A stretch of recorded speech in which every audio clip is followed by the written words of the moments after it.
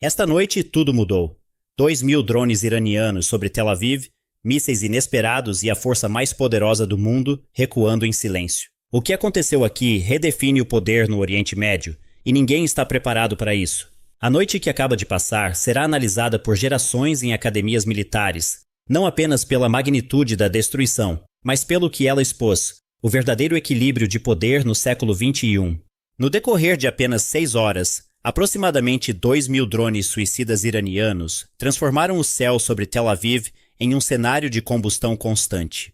3 das instalações militares mais críticas de Israel foram reduzidas a escombros fumegantes, enquanto uma das forças navais mais poderosas da história moderna optou por se reposicionar silenciosamente em direção a águas mais seguras. Para que fique claro, isto não foi uma escaramuça, nem uma simples demonstração de força. Foi, em essência, uma declaração estratégica em grande escala, executada com precisão técnica e planejamento meticuloso, que questiona diretamente a noção de domínio ocidental inquestionável no Oriente Médio. Quando a primeira onda de drones Shahed 136 e Shahed 238 penetrou o espaço aéreo israelense por volta das 2h17 da manhã, os operadores de radar no complexo de defesa aérea de Palmaquim enfrentaram uma situação sem precedentes. Não se tratava de dezenas ou mesmo centenas de alvos, eram aproximadamente 2.000 contatos simultâneos, avançando de múltiplas direções, cobrindo uma frente que se estendia da fronteira libanesa ao corredor jordaniano. A saturação foi total.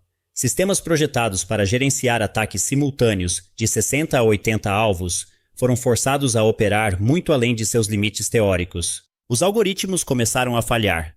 Os sinais de interceptação se acumularam incontrolavelmente e progressivamente as defesas, consideradas por anos um dos escudos mais avançados do mundo, começaram a apresentar vulnerabilidades críticas. Ao amanhecer, o perfil urbano de Tel Aviv refletia uma escuridão que não se devia à hora do dia, mas aos incêndios ativos no corredor metropolitano de Gush Dan, o núcleo econômico e militar do país. Esses incêndios eram visíveis até mesmo de aeronaves comerciais que sobrevoavam o Mediterrâneo Oriental. 3 instalações de comando-chave das Forças de Defesa de Israel foram colocadas fora de serviço. A infraestrutura portuária de Ashdod sofreu uma paralisia significativa. Simultaneamente, no Golfo de Omã, o grupo de ataque do porta-aviões USS Abraham Lincoln executou uma manobra de reposicionamento em alta velocidade, afastando-se do alcance potencial dos mísseis antinávio iranianos. Este movimento, registrado por sistemas de vigilância por satélite em tempo real, não foi um evento menor. Representa um indicador relevante dentro de um contexto estratégico mais amplo. O que ocorreu durante esta noite não pode ser atribuído ao acaso. É o resultado de anos de preparação, paciência estratégica e um programa tecnológico que por muito tempo foi subestimado por analistas ocidentais, mais inclinados a minimizar capacidades do que a avaliá-las rigorosamente. A lição que emerge desses eventos não é nova em termos históricos, embora sua aplicação contemporânea o seja. A subestimação prolongada de um ator determinado e autossuficiente acarreta consequências que, quando chega a hora, superam qualquer previsão inicial.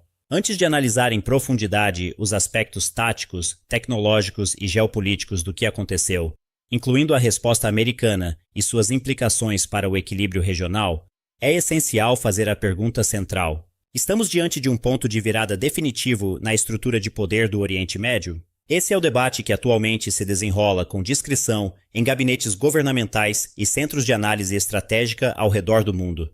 E é precisamente esse debate que vamos examinar em detalhes. Neste momento, governos e estruturas militares em todo o mundo estão fazendo uma série de perguntas fundamentais, longe do escrutínio público. São perguntas que não têm resposta simples e que, no entanto, definirão o curso estratégico para os próximos anos.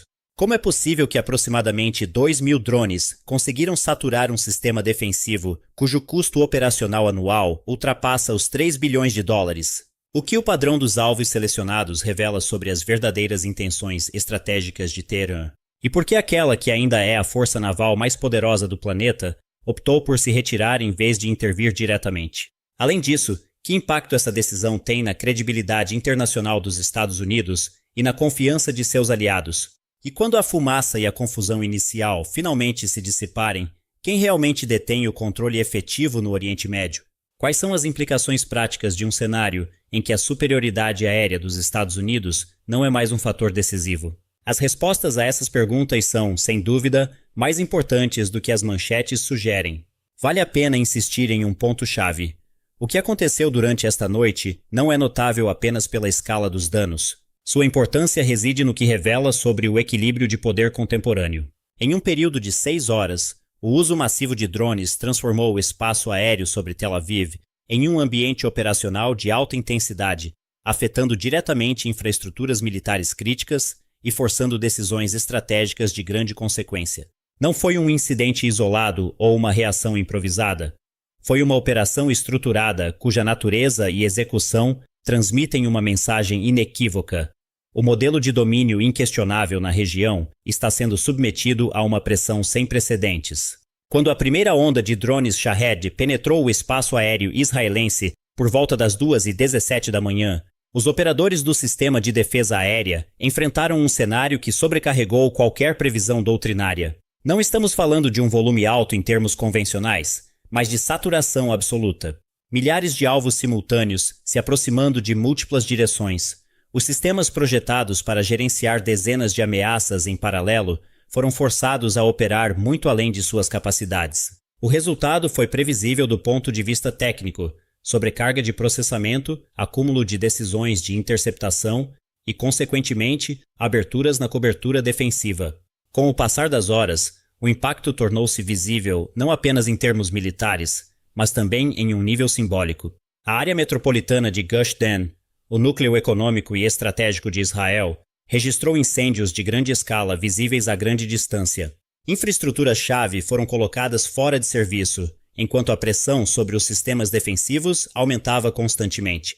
Paralelamente, no Golfo de Omã, o grupo de ataque do USS Abraham Lincoln realizou um reposicionamento tático que, embora possa ser enquadrado em protocolos de proteção da força, adquire um significado diferente neste contexto operacional. As imagens de satélite que documentaram esse movimento circularam rapidamente, alimentando um debate que transcende a esfera estritamente militar. Porque, em última análise, o que está em jogo não é apenas a evolução de um conflito específico, mas a percepção global de poder, dissuasão e compromisso. O que aconteceu não foi produto de uma coincidência, foi o culminar de uma estratégia sustentada ao longo do tempo, baseada em desenvolvimento tecnológico, planejamento detalhado e uma leitura precisa das limitações do adversário. E é precisamente essa combinação, capacidade técnica, disciplina operacional e clareza estratégica, que agora força uma reavaliação de muitas das certezas que até recentemente eram consideradas inquestionáveis. A questão, portanto, não é se estamos diante de uma mudança, mas em que medida essa mudança é estrutural. E essa é a linha de análise que devemos seguir a partir daqui. Subestimar por muito tempo um ator determinado e autossuficiente geralmente tem consequências previsíveis, embora raramente sejam reconhecidas a tempo. Quando o ajuste finalmente ocorre, ele tende a exceder qualquer cálculo prévio. Antes de aprofundar a análise detalhada dos aspectos táticos, tecnológicos e estratégicos do ocorrido, incluindo a resposta americana e suas implicações regionais, vale ressaltar que esses tipos de eventos não são compreendidos de forma isolada. Eles fazem parte de um processo mais amplo, no qual múltiplas variáveis convergem em um ponto crítico. Neste momento, as principais capitais do mundo estão avaliando discretamente as mesmas questões. Como um volume de ataque dessa magnitude conseguiu sobrecarregar um sistema defensivo altamente financiado? O que a seleção de alvos revela sobre a lógica operacional do atacante? E quais são as implicações da decisão de não intervir diretamente por parte de atores com capacidade para fazê-lo? As respostas, como veremos, são mais complexas do que as interpretações iniciais sugerem. Indo ao cerne da análise, o primeiro elemento a considerar é a natureza do ataque em si. O que foi descrito como uma onda massiva de drones não é simplesmente uma questão de escala, mas de concepção. O número, 2.000 plataformas simultâneas, não é arbitrário. Corresponde a um cálculo preciso destinado a exceder os limites físicos e computacionais dos sistemas defensivos implantados. O sistema Domo de Ferro, amplamente reconhecido por sua eficácia em cenários convencionais, foi concebido como um sistema de defesa de ponto. Sua arquitetura de radar e controle de fogo é otimizada para gerenciar um número definido de ameaças dentro de uma área geográfica específica. Sob condições padrão, aquelas para as quais foi projetado, seu desempenho é notável. No entanto, essas condições não contemplam cenários com milhares de alvos simultâneos. Cada interceptador Tamir, operando a velocidades de aproximadamente 250 metros por segundo, requer uma janela de tempo mínima para detectar, rastrear e neutralizar um alvo. Em um ambiente saturado onde múltiplas ameaças competem por recursos limitados, essa janela se reduz criticamente. A primeira onda do ataque incluiu aproximadamente 600 drones, Shahed-136, plataformas de asa delta que são amplamente documentadas e utilizadas em vários cenários operacionais. Essas unidades voaram em altitudes relativamente baixas, entre 100 e 500 metros, seguindo rotas pré-programadas que exploravam características do terreno para reduzir o tempo de detecção por radar. Cada um desses drones carrega uma carga explosiva suficiente para desativar infraestruturas sensíveis com um único impacto. Seu valor reside não apenas em sua capacidade destrutiva individual, mas em seu uso coordenado como parte de um sistema de saturação. A esta primeira onda, somaram-se cerca de 400 unidades do modelo Shahed-238, uma evolução significativa do projeto original. Ao contrário de seu predecessor, este modelo incorpora propulsão a jato, o que lhe permite atingir velocidades consideravelmente mais altas. Do ponto de vista defensivo, essa diferença é decisiva. Enquanto um Shahed-136 oferece uma janela de resposta estimada de vários minutos a partir de sua detecção, o Shahed-238 reduz essa margem para menos de 90 segundos sob condições operacionais semelhantes. 90 segundos não é uma margem ampla em termos de tomada de decisão humana dentro de um sistema de defesa complexo. Significa que os operadores devem identificar, validar, autorizar e executar uma interceptação em um intervalo extremamente limitado, tudo isso enquanto gerenciam múltiplas ameaças simultâneas. A segunda onda do ataque, lançada aproximadamente 40 minutos depois, introduziu um novo elemento: a variação geográfica. Mais de 1.000 plataformas adicionais entraram por diferentes corredores, incluindo rotas através da Síria e do Iraque, que haviam mostrado atividade reduzida nas semanas anteriores, possivelmente para evitar elevar os níveis de alerta. Este detalhe sugere um planejamento operacional cuidadoso, visando não apenas a saturação técnica, mas também a manipulação das expectativas do adversário. No momento em que esta segunda fase atingiu seu objetivo, os sistemas defensivos já haviam consumido uma parte significativa de seus recursos, especialmente em termos de interceptadores disponíveis. O momento não parece acidental. Tudo indica que foi projetado para coincidir com o ponto de maior vulnerabilidade logística do sistema defensivo. A terceira e última onda, composta por aproximadamente 400 drones, concentrou-se em alvos específicos dentro da área metropolitana de Tel Aviv e em instalações militares-chave. Neste ponto, várias baterias defensivas estavam em processo de recarregamento. Uma operação que pode exigir entre 30 e 90 minutos, dependendo das condições. O resultado foi uma redução significativa na capacidade de interceptação efetiva. Os drones que conseguiram romper esta fase final encontraram resistência limitada, atingindo seus alvos com um nível consideravelmente menor de oposição, o que permitiu impactos diretos em infraestruturas críticas. O padrão dos alvos, uma vez analisado, revela uma lógica estratégica clara. Instalações de radar, centros de inteligência, infraestruturas logísticas e nós de comando foram selecionados como prioridades. Não se tratava de gerar um efeito indiscriminado, mas de degradar capacidades específicas. Em termos estritamente militares, a mensagem é clara. O objetivo não era apenas causar danos, mas afetar a capacidade de resposta do sistema como um todo. E é precisamente este nível de planejamento, combinando saturação, velocidade, sincronização e seleção de alvos, que torna este episódio um caso de estudo obrigatório para qualquer análise séria da evolução da guerra moderna. A questão a partir daqui é: como os atores envolvidos responderão a um precedente desta natureza? Porque o que aconteceu redefine não apenas um confronto específico, mas as próprias regras sob as quais esse confronto se desenrola. A análise dos danos e dos alvos atingidos permite uma conclusão clara. Esta não foi uma operação destinada a um impacto psicológico indiscriminado, mas uma campanha projetada com critérios estritamente estratégicos.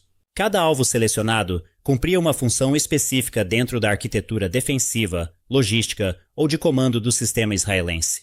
Em outras palavras, o objetivo não era gerar um caos sem direção, mas degradar sistematicamente a capacidade operacional do adversário. Este ponto nos leva diretamente ao segundo eixo de análise, a evolução do programa Shahed e o que ele realmente representa no contexto da guerra contemporânea.